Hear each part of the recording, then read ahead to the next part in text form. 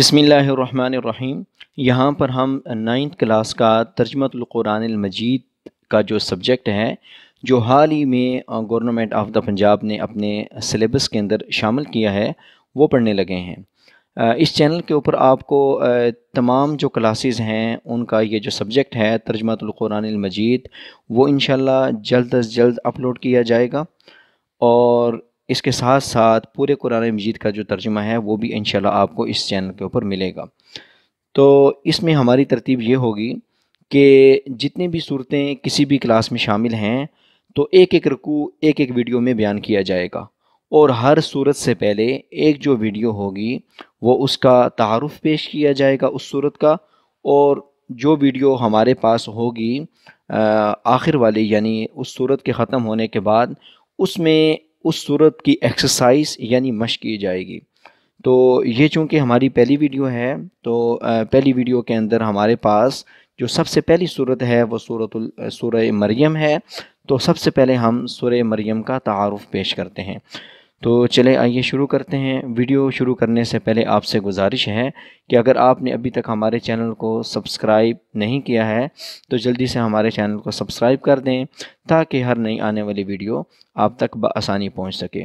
तो इसमें ये देखें कि इसमें सबसे पहले हमारे पास जो है ना वो सूरतुल मरियम है, उसके बाद सूरत ताहा है, सूरतुल अंबिया, सूरतुल हज, सूरतुल फुरक़ान, सूरतुल शुआरा, सूरतुल नम्ल। ये जितनी भी सूरतें हैं इंशाअल्लाह आखिर तक हम तमाम सूरतों का तर्जुमतुल कुरान अल मजीद और मुख्तसर तफसीर पेश करने की सआदत हासिल करेंगे। तो इसका इंट्रोडक्शन भी होगा पहली वीडियो में, और जो हर सूरत के बाद या हर सूरत के ख़त्म होने के बाद जो वीडियो होगी उसमें उसकी एक्सरसाइज भी कराई जाएगी। तो इसमें सूरह मरियम का जो तारुफ है वो हम पेश करते हैं कि जो सूरह मरियम है इसके अंदर सबसे पहली बात तो यह है कि 98 हमारे पास आयात हैं, यानी हमारे पास जो आयात हैं वो 98 हैं। इसके बाद जो सूरह मरियम है वो हज़रत मरियम अलैहिस्सलाम का तफसीली इसमें तज़किरा है। चूँकि उन्हीं का तज़किरा है ज़्यादा, इसी वजह से इस सूरत का जो नाम है वो सूरह मरियम रखा गया है। सूरह मरियम इस ज़माने में नाज़िल हुई जब मुशरिकीन मक्का मुसलमानों पर जुल्म कर रहे थे। इस मौका पे नबी करीम सल्लल्लाहु अलैहि वसल्लम ने सहाबा कराम को हबशा की तरफ हिजरत करने का हुक्म फरमाया था। यानी ये पहली हिजरत है जो 5 नबवी में हुई है, यानी नबी करीम सल्लल्लाहु अलैहि वसल्लम ने सहाबा को जो हुक्म फरमाया था, तो ये पहली जो है हमारे पास हिजरत है। इसी तरह ये जो हमें नबी करीम सल्लल्लाहु अलैहि वसल्लम ने सहाबा को हबशा हिजरत करने का हुक्म फरमाया था, तो हबशा आजकल जो मुल्क है ये अफ्रीका का ये एक मुल्क है जिसे आजकल के ज़माने में इथोपिया कहा जाता है। इथोपिया हम यहाँ लिख भी लेते हैं। तो आजकल जो है ना इसे इथोपिया कहा जाता है। जब नबी करीम सल्लल्लाहु अलैहि वसल्लम ने नबूत का ऐलान फरमाया तो वहाँ पर एक ईसाई हुक्मरान था जिसका लक़ब नजाशी था। नजाशी बहुत रहमदिल और ईसाई बादशाह था, वो किसी पर जुल्म नहीं करता था। नजाशी का जो असल नाम है वो असहमा था। नबी करीम सल्लल्लाहु अलैहि वसल्लम ने मुसलमानों को हबशा हिजरत करने का हुक्म फरमाया था, क्योंकि जो मुशरिकीन मक्का थे उनकी जो जुल्म व सितम थे वो मुसलमानों के ऊपर बहुत ज़्यादा बढ़ गए थे। इस वजह से नबी करीम सल्लल्लाहु अलैहि वसल्लम ने सहाबा को ये हुक्म फरमाया कि आप हबशा की तरफ हिजरत करके चले जाएं। नबी करीम सल्लल्लाहु अलैहि वसल्लम की इजाज़त से 11 मर्दों और 4 ख़वातीन, ये चूँकि पहली हबशा की तरफ हिजरत है, इसके बाद एक और भी हुई है। ये जो 11 मर्द और 4 ख़वातीन हैं, इन्होंने पहले हबशा की तरफ हिजरत की थी। इसमें हिजरत करने वालों में जो सर फ़हरिस्त हैं वो खलीफ़ा सालिस यानी तीसरा ही खलीफ़ा हमारे हज़रत उस्मान गनी रज़ी अल्लाह ताला अन्हु भी इसमें शामिल हैं। और आपकी ज़ौजा मोहतरमा जो नबी करीम सल्लल्लाहु अलैहि वसल्लम की बेटी भी हैं हज़रत रुक़ैया रज़ी अल्लाह ताला अन्हा, वो भी इसमें शामिल थीं। ये नबूवत का 5वां साल था, यानी नबी करीम सल्लल्लाहु अलैहि वसल्लम को नबूवत मिले हुए 5 साल हो चुके थे कि आप सल्लल्लाहु अलैहि वसल्लम ने हबशा की तरफ हिजरत की थी। मुसलमान امن کی تلاش میں حبشہ پہنچے، لیکن مکہ مکرمہ کے کافروں سے یہ بات برداشت نہ ہوئی۔ وہ چاہتے تھے کہ مسلمان کہیں بھی چین اور سکون سے نہ رہیں۔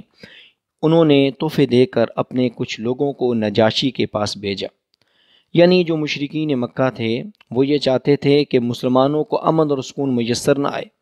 انہوں نے اپنے آدمی بھیج دیے تاکہ وہاں کا جو بادشاہ ہے، نجاشی بادشاہ، اس کو جا کے ورغلائیں کہ یہ جو آپ کے پاس لوگ آئے ہیں مسلمان، یہ صحیح لوگ نہیں ہیں اور آپ ان کو اپنے ملک سے نکال دیں۔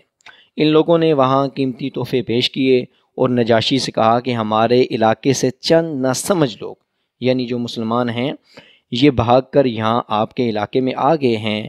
انہوں نے اپنے باپ دادا کا دین چھوڑ کر نیا دین، یہ جو اسلام ہے اس کو نیا دین یہ مشرکین مکہ کہا کرتے تھے، یہ نیا دین اختیار کر لیا ہے۔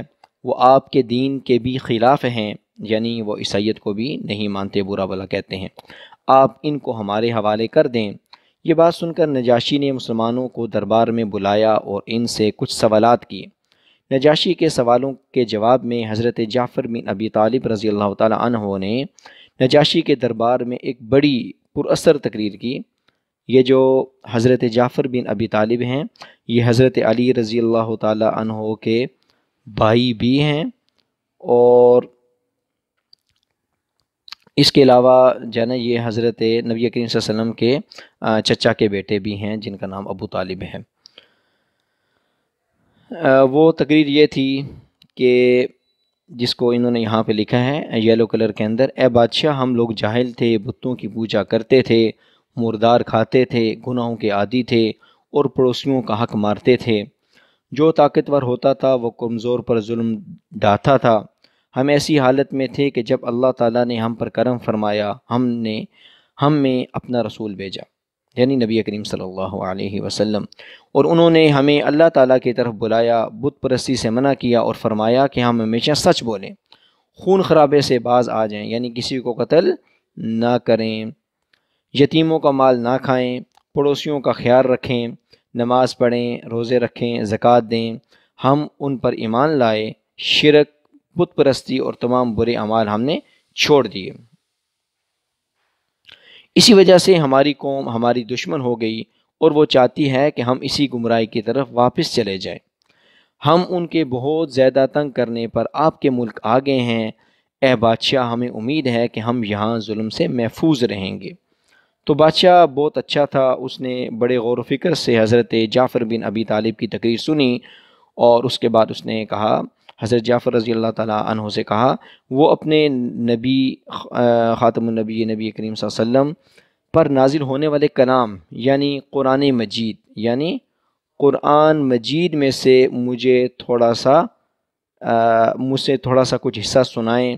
حضرت جعفر رضی اللہ تعالیٰ عنہ نے سورہ مریم کی آیات تلاوت کی، چونکہ سورہ مریم کی آیات اس وجہ سے تلاوت کی کہ عیسائیوں کے ہاں چونکہ حضرت عیسیٰ علیہ السلام، حضرت مریم علیہ السلام کا بڑا رتبہ ہے، اس وجہ سے انہوں نے سورہ مریم کی آیات تلاوت کی۔ نجاشی اور اس کے درباریوں پر بہت اثر ہوا اور وہ رونے لگے۔ نجاشی نے کہا، یہ کلام اور انجیل ایک ہی چراغ کی روشنیاں ہیں۔ کیا کہا؟ ایک ہی چراغ کی روشنیاں ہیں۔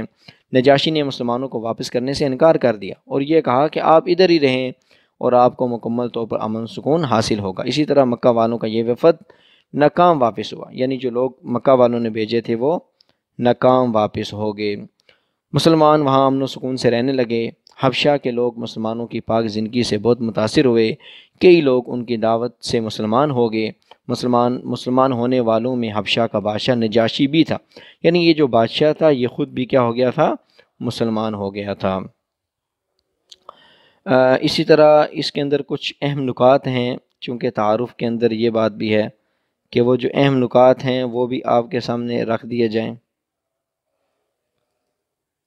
تو اہم نکات میں اس میں سب سے پہلے یہ ہیں، سورہ مریم میں اللہ تعالیٰ کی وحدانیت کا مطلب ہوتا ہے اللہ تعالیٰ کا ایک ہونا، یعنی اللہ تعالیٰ کیا ہے؟ صرف ایک ہے، اللہ تعالیٰ صرف ایک ہے، اس بات کا یہاں پہ ذکر ہے، یعنی اللہ تعالیٰ ایک ہے، اس بات کا یہاں پر ذکر ہے، یعنی اللہ تعالیٰ واحد ہے، ایک ہے، اس کا کوئی بیٹا اور شریک نہیں۔ پھر 7 انبیاء علیہم کا تذکرہ ہے، جس میں بتایا گیا ہے کہ کسی نبی کی معجزانہ پیدائش اس کو اللہ یا اللہ کا بیٹا نہیں بناتی، چونکہ حضرت عیسیٰ علیہ السلام بغیر باپ کے پیدا ہوئے تھے۔